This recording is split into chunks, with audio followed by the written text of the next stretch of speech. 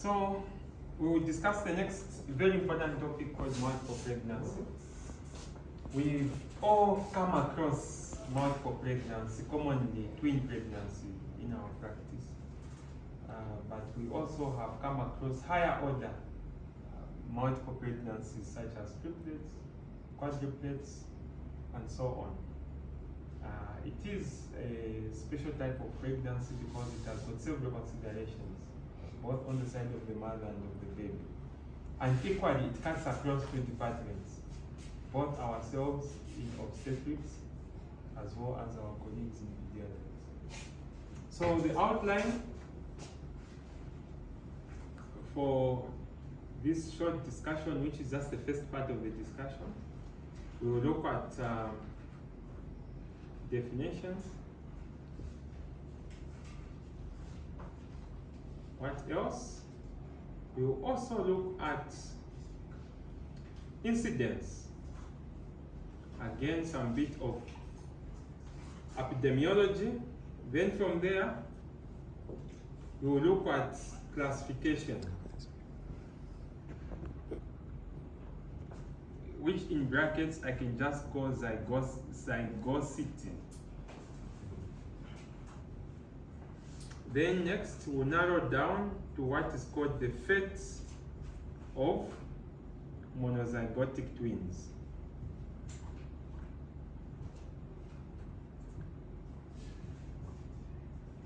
Then from there, we'll go to complications.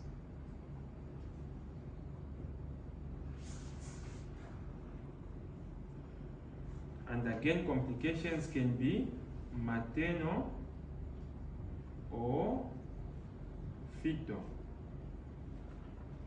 Under maternal, we have antepartum, we have intrapartum, and indeed postpartum.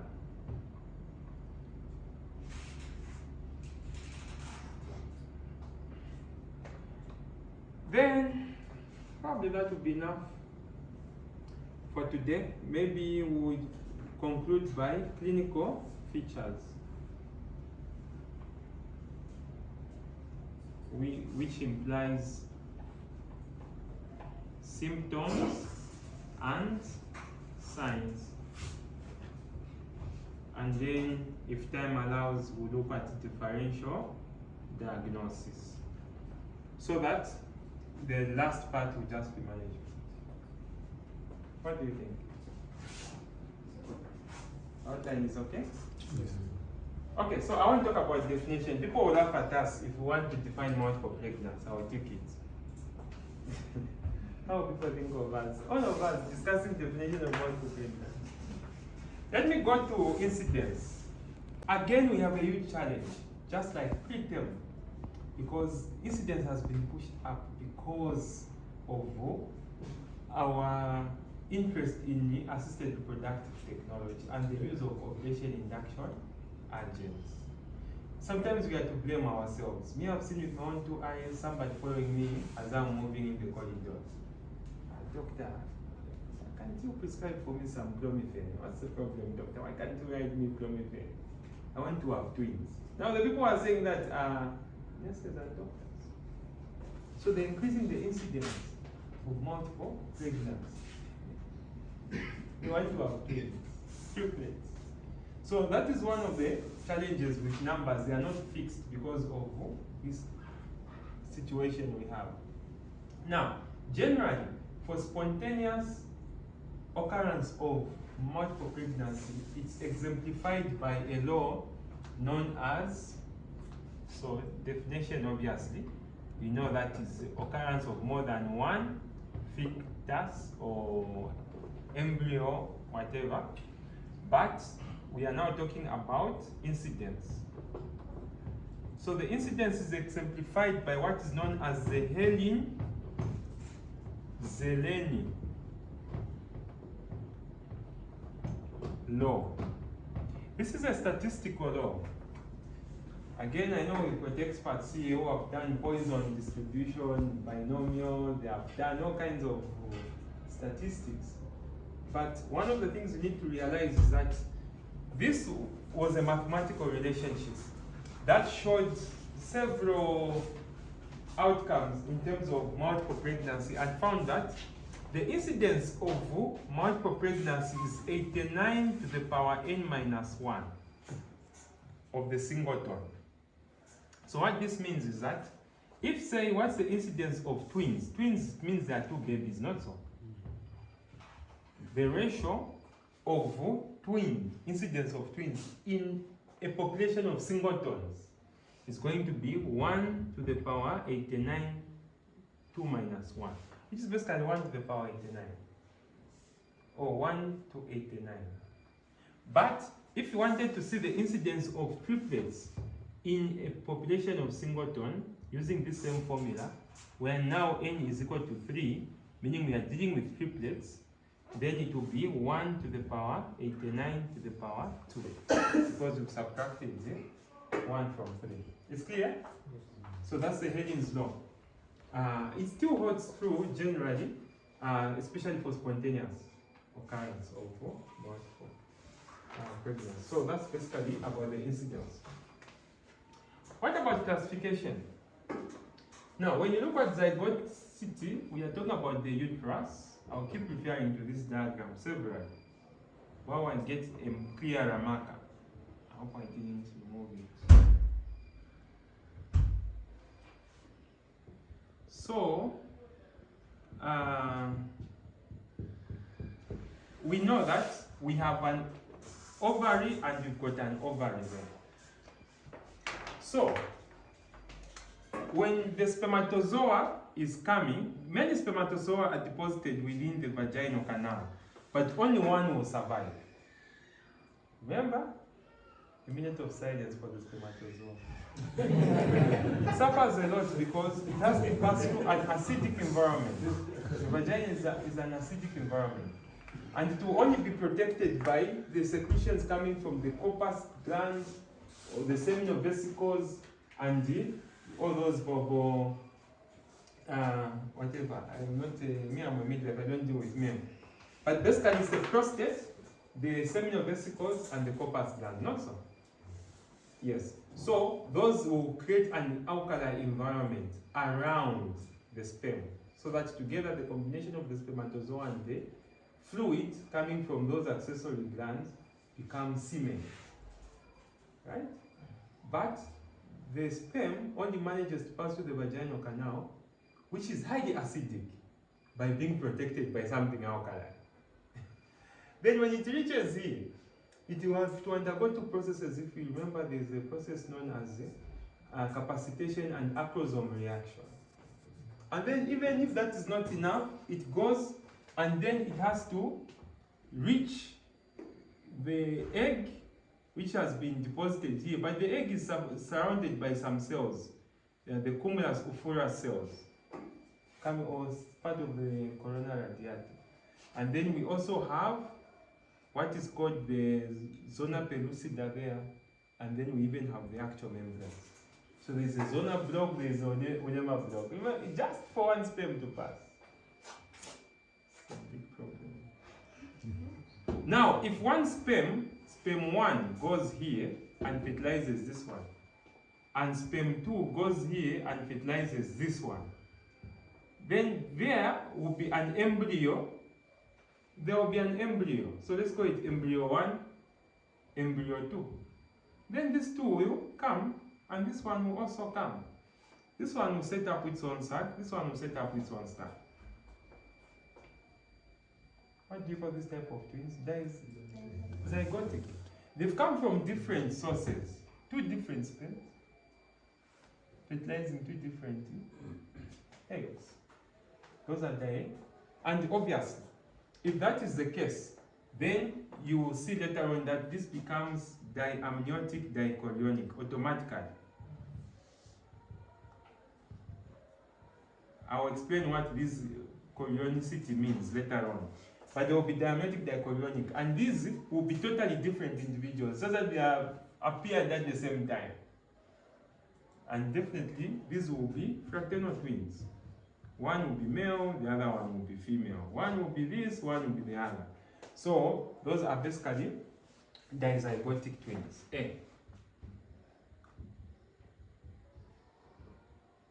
And like I said, dizygotic twins will end up being a DD type of twinning. They are basically two different individuals, but growing at the same time and sharing the same uterus.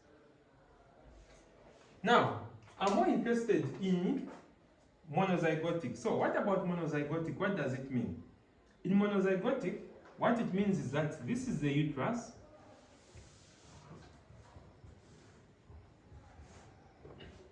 The sperm comes, meets one egg, and fertilizes to form one individual. Now, immediately after that embryo was formed, it then cuts into two to form two different, from one source, embryo 1, embryo 2. That cutting is possible because the first part of development within the fallopian tube, before going in the direction of the uterine cavity, are pluripotent cells. Have you ever heard of pluripotent cells? A cell which can become anything. So meaning if it cuts, it can become different. And that's what happens to. No wonder these are very similar. They share the same DNA, if I can put it that way. So they will all be boys. They will all be girls. They will resemble both in structure and in behavior. You haven't observed they resemble in behavior. Yeah, I know a lot of twin friends who are very similar, same handwriting, same way of talking, same voice, and so on and so forth. Now, I'm more interested in, and this is why you have to pay particular attention to my explanation. What is the fate of monozygotic twins? What happens to monozygotic twins? Now, one of the things you need to realize is that if this is the fallopian tube and this is the uterus, first thing which happens when fertilization happens is that we have what is called the male and female pronuclei. I think it takes me back to the discussion of the menstrual cycle. Remember? We said it's actually the sperm which completes the second meiotic division. So what will people say in DG McKinney biology to say a sperm meets with an ovum to make a baby? That is incorrect. Fertilization happens between the spermatozoa and the secondary oocyte. But that's a discussion for another day. But if you remember very well, what is happening here? This now becomes another cell, which is like 16-cell stage. This one is called a blastome. Then it becomes a morula. From a morula, it starts differentiating more to start looking something like this. It will have what is called an inner cell mass, like a bilaminar or trilaminar disc, something like that. Inner cell mass. But what is funny is that around that there is another rim. Remember? Now that rim is essentially the chorion, but we know, strictly speaking, this is basically the sitio and cytoprophoblast. But let's call it a chorion. Let's call it a chorion. Then we know that later on, this thing, the inner cell mass, will have its own cavity known as the amniotic cavity, and it will also have the yolk sac surrounded by this same chorion or the trophoblast. So again, here I'll call it chorion. Here I'll call it amniotic cavity. And again, we know that the amniotic cavity will grow at the expense of the yolk sac to engulf it. and the yolk sac becomes extremely small to now form what is called the vitelline duct, and those things in my book called embryology. This is the embryonic coelom and all those funny things. Now, let me explain something. If the baby on the monozygotic side decides to divide within 0 to 3 days, meaning just at the beginning of fertilization, do you know what will happen? It means that this one will get into the amniotic, into the uterine cavity as an individual. That one will be an individual. This one will form its own amniotic cavity and the yolk sac. This one will form its own amniotic cavity and the yolk sac. It will have this one chorion, it will have this one chorion. So you see that between 0 to 3 days, you end up with the diamniotic, because there are two amniotic cavities. Diamniotic, dichorionic. Clear? It will be like that. If the cleavage occurs within the first 72 hours. Understand me? What if the baby delays a bit to say, no, let's not divide into two ourselves. Let's wait a bit. Then it happens now between 4 to 7 days, somewhere there. What would have happened is that you are here. The chorion has formed, but the amniotic cavity has not formed yet.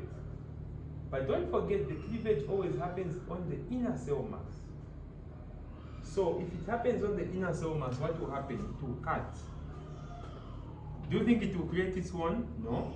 So this one will end up forming, it will basically be, I don't know where I'll draw it. Okay, let me draw it here. It will still maintain the same outer chorion, but this one will become a separate, and this one will become a separate. You understanding, right? Because the cleavage only happens on the inner cell mass. So here it will have an amniotic cavity, yolk sac, but they will share one chorion, but two amnions. So what will this be called? So this one now will be diamniotic monochorionic twins. Okay. Now, what about if we further delay and we are now between maybe 8 to 13 days? And by that time, an amniotic cavity has already formed. What will happen? Will it make another amniotic cavity? It will just cut as a baby into one, like that, with one amniotic cavity. So what will happen is that this will now be, it has already got this, it has already got an amniotic cavity, so it will just be one individual there and another individual there. It won't form another amniotic cavity. So what do you end up with? Mono amniotic monochorionic. It's making sense? And if we further delay, now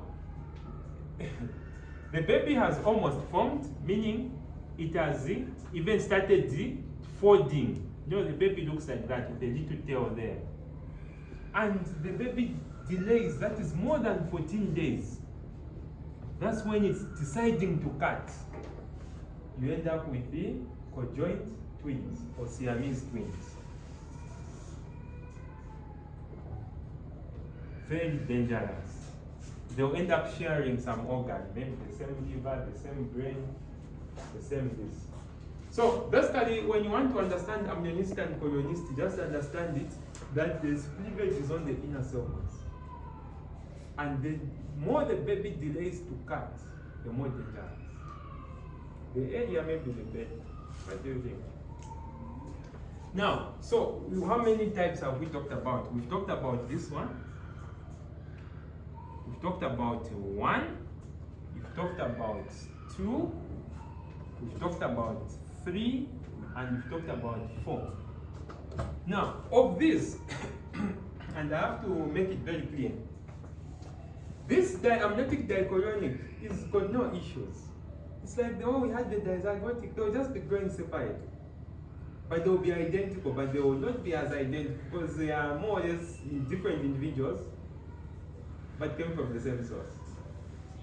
But the problem will be here, this one. This one is a problem antenatal because, so meaning if you have this type of twinning, you have to monitor the mother very closely because of what is called vascular anastomosis. The vascular system can easily communicate with the arterial system. So those are the ones you find twin-to-twin transfusion, all those type of problems we talk about. This one, where they are just in one, playing together, with no contact, they're even greeting each other, hugging each other. These become a problem at delivery. So these ones become a problem in Kapata because they can easily entangle themselves in the cords, they can easily lock themselves. What's called the locked twin. No wonder now you understand why amniotic monochorionic we want just to offer a cesarean section. And then this type, you need to monitor very well, as we shall see when you look at management of the multiple pregnancy. So that just took us a bit back to embryology and try to understand it as I got sit like that. Let's look at complications very quickly.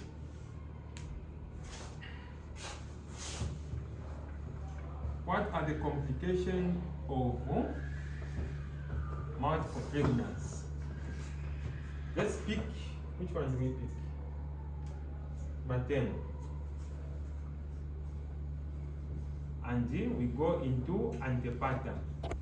If somebody has got multiple pregnancy and they come to you, and you are the one in that OPD or in antenatal clinic, what should come to your mind? Because a good clinician always thinks ahead. You have a diabetic mother who is on insulin and she's become pregnant. You should always be thinking, is there congenital fetal malformation? Is it IUGR? Are we going to deal with macrosomia? So that every time you are assessing the patient, is this complication there or not? Now imagine you haven't even revised the complication. You just be taking her like any other mother. Just palpate, long, cephalic, descent 3/5. Fetal at 140, come after one month. But always read ahead and ask yourself, rule in or rule out your expected complications. So the same applies here. So a lady who is got multiple pregnancy, what are you expecting? Number 1, we are expecting that these people are at high risk of miscarriages. That's 1. Number 2, they are at high risk of anemia because of increased demand and hemodilution. These people are at risk of polyhydramnios, especially if it's a monoamniotic type of pregnancy, especially monoamniotic monochorionic. They are at risk of preterm labor. We're just from talking about preterm labor. What else? These people, you find that they will be at risk of hypertensive disorders, especially pre-eclampsia. So, you need to think of pre-eclampsia when somebody, because mind you, from what we learned on pre-eclampsia in the previous lectures, it's a placental problem.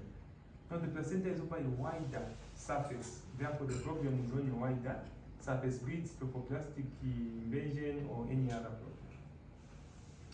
What else are these people prone to?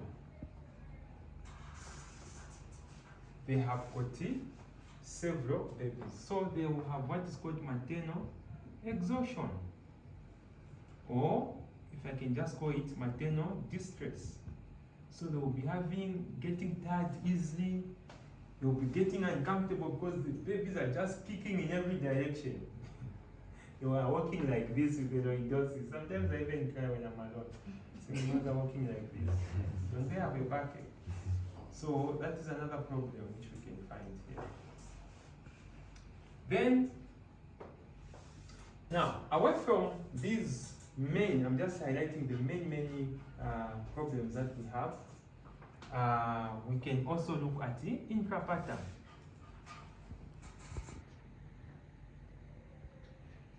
We know that intrapartum they are at risk of prolonged labor, and there is the increased risk for operative delivery. What do I mean by increased risk of operative delivery? It's because your hands are tied.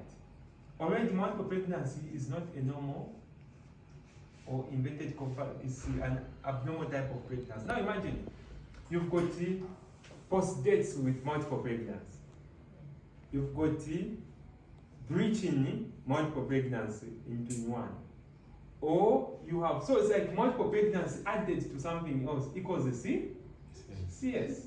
Let's say labor has prolonged due to inadequate uterine contractions. Are you going to augment comfortably? You see, if you've got preeclampsia with multiple pregnancy, are you going to induce comfortably? So the chances of getting onto the operating table is higher in multiple pregnancy. And then finally, here, postpartum, they are at risk of PPH. Why? Due to atony of the uterus. Because of a distension of the uterus. But at the same time, don't forget that they are also at risk of puerperal sepsis. Almost because of subinvolution of the uterus. So, those are the key problems of multiple pregnancy. What about for the baby?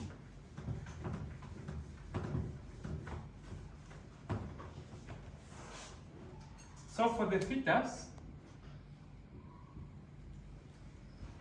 number one problem is congenital malformations. The risk is a bit higher in multiple than in singleton in terms of the just general incidence of congenital malformations. So that is one problem for the baby. The other problem for the baby is the IUGR. It's what is called the growth discordancy. Almost one and the same thing. One baby is growing faster than the other without necessarily sharing the same food, but one is just growing faster than the other. But in terms of the details of this, it will be reserved for another lecture. But then the other problem is what is called twin transfusion syndrome, TTS.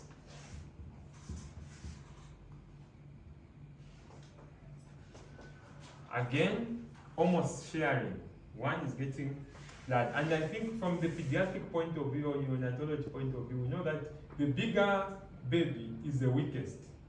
The smaller one is the strongest. So please don't get the small one on the basis of prematurity and take to NICU and leave the bigger one.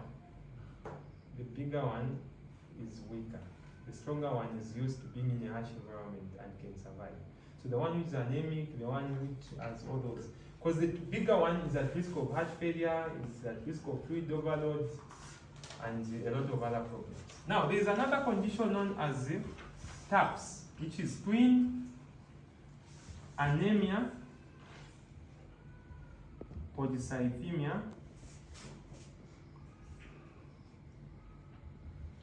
sequence or syndrome, or let's call it sequence. So let's call it TAPS. That's another problem you need to go and look up. Again, this one is not necessarily issue of sharing, it's about blood flow, the rate of flow. One blood side is moving slower than the other. But all these are problems of vascular anastomosis, which are common under the monochorionic diamniotic. Remember, or diamniotic monochorionic.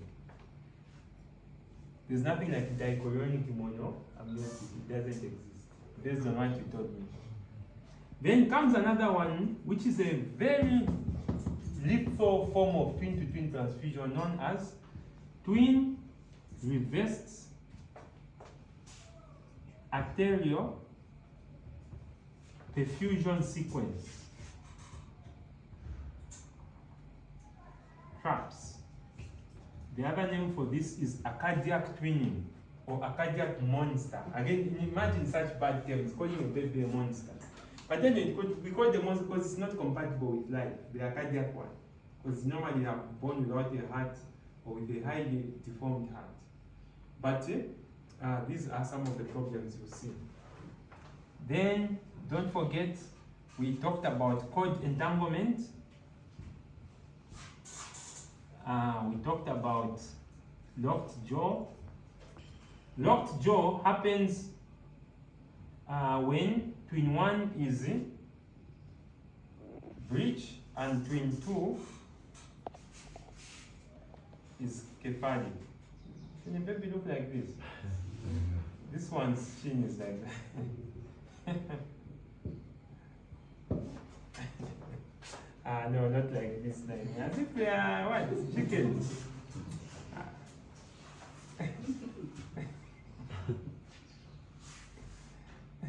Dr. Chad is a better artist than me. Yes, something like that. One, no. I've drawn it in the other way around. It's the. Okay, let's draw this one.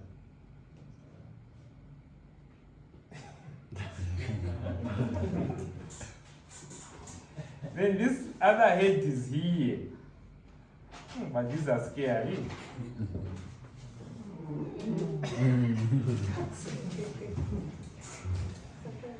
Locked jaw. Okay, so you can now one of the problems I didn't include here in the intrapartum and why we avoid for the mother, why we avoid the Caesar in mono is that there is increased risk. Let me start from the antepartum. They are at risk of APH, secondary to what? Placenta previa. Why? Because in placenta previa, the placenta is too big. Maybe they have even fused. So it will inevitably or invariably go into the lower segment. Not so. So the risk is high.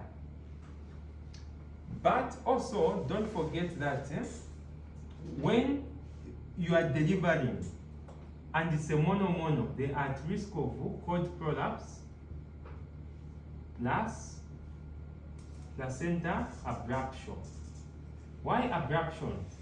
It's because if they have been sharing the same membranes and the water just comes out, then you deliver the first baby, especially if the baby is breech.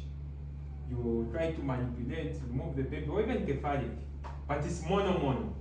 Do you know what the uterus will think? It will know that something has come out, so it will contract. That's how even the placenta comes out, because it's a uterine contraction. But don't forget there's another baby inside. So the placenta will prematurely detach before the second baby comes out, and that becomes a risk on the twin 2. So to avoid that risk on the remaining twin, it's better we just offer a cesarean section. As we shall see, we discussed this under management, but I just want you to understand that there is risk of placental abruption in the intrapartum for twins, especially if it's monoamniotic monochorionic. I think we are done. Clinical features. So, what is so special about twins? Nothing much. If they are in labor or if they are pregnant with twins, it's basically the same. The only differences probably that we'll see are these.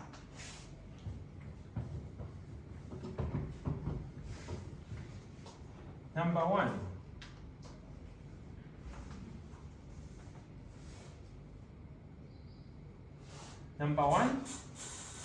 we are going to see that there will be exaggerated symptoms of pregnancy. So you find that that morning sickness, the vomiting, the paresthesia will be a bit too much in multiple compared to singleton. And this is best in a lady who's had a baby before, because she can easily compare the singleton baby she had previously and this type of pregnancy she has. So this baby, I think I'm having too much morning sickness. That's one. Two, excessive fetal movements. You hear this baby kicking this side, then increase abdominal girth or distension. You can tell, but the time I was 4 months, the baby wasn't feeling as big as this. You know, something like that. But also, don't forget that there might be something that will point to risk factors, which I didn't talk about. Risk. So I should have put it as a subtitle here, but I'll talk about it now. What are the risk factors to multiple pregnancy? The first risk factor is the maternal age. So don't worry, even if you delay to have your first baby, the chances of having twins after age of 35 is very high. So let's just wait for 35 years. I'm very busy right now. I'm doing my master's, my PhD. Very busy people. So the risk is very high. But again, you will be considered undoubtedly crime gravida. They will refer you from the outpost to the hospital. Then, the other thing is family history. I think we know that on the mother's side, you've got an aunt who is a twin. Chances that you can also have twins or she gives you that gene is very high. So that is it, post-family history. But what else? A bit of hereditary, let me put race. Multiple pregnancies are more common in the Africans, Asians, compared to the Caucasians. But also more importantly, don't forget ART comes back again.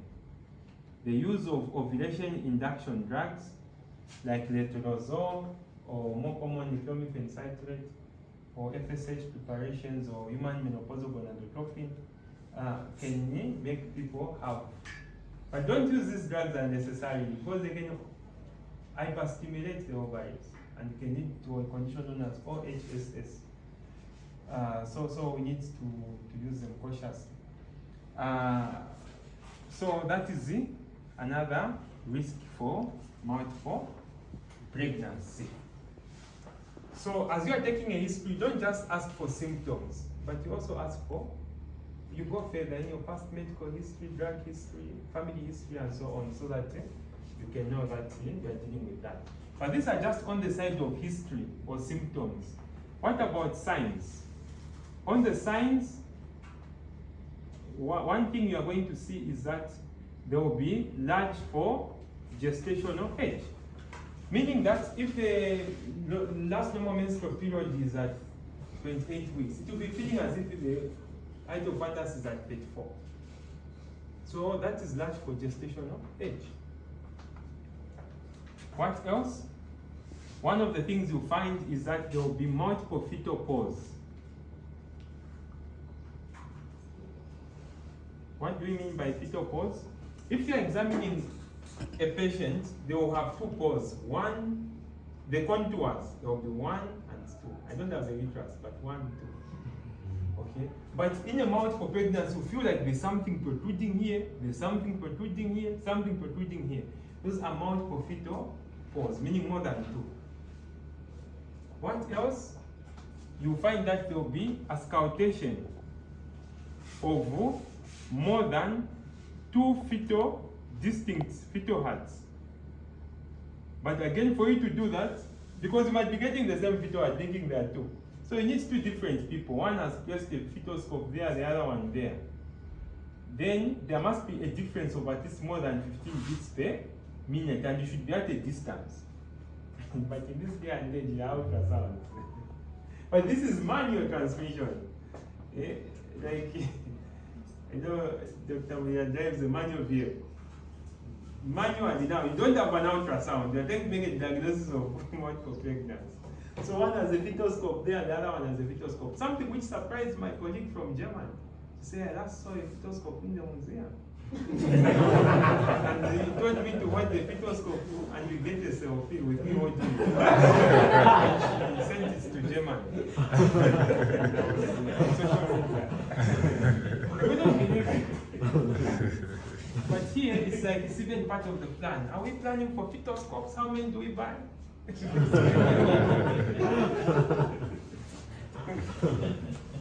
So that's another problem with multiple pregnancy.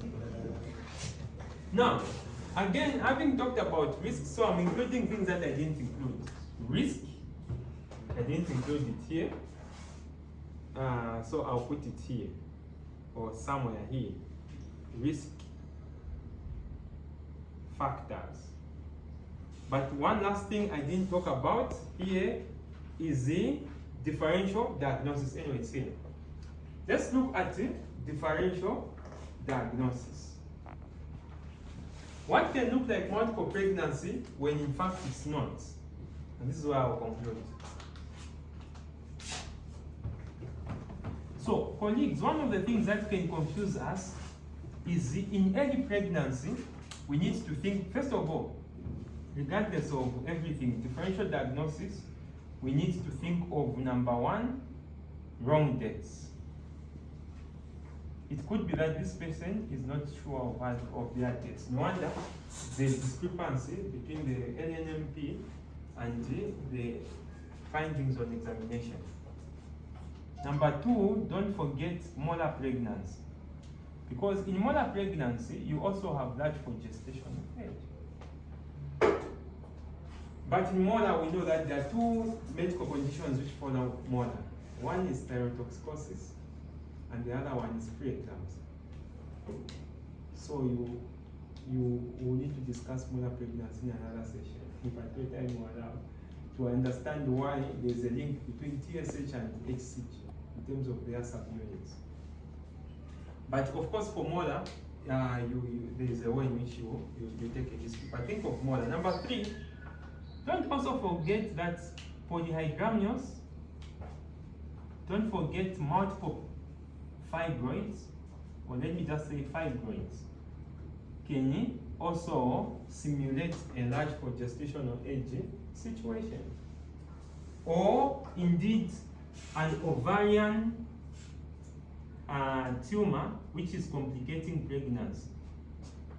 Meaning that there's something that is attached to the uterus, making it look big. Yes, and so, but especially in labor, it can also be confused with a malpresentation, such as the breech. Because it's a breech, now you can't really tell. In fact, the converse is true. You've seen that where people think it's a breech, only to have two babies come out. Where they think it's multiple, to find the baby is breech.